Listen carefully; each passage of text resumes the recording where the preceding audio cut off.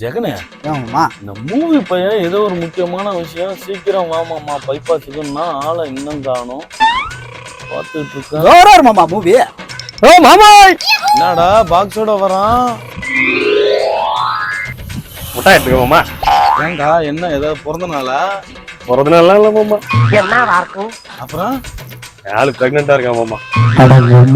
ஏண்டா உனக்கு தான் கல்யாணமே ஆகலையா, ஆளு பிரெக்னன்ட் ஆயிருக்கான்னு முட்டாய் கொடுத்துருக்கு. இது என்னடா இது?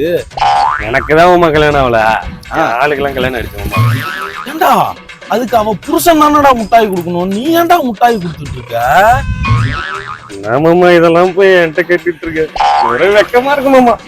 என்னடா நல்ல சாவு வருமா?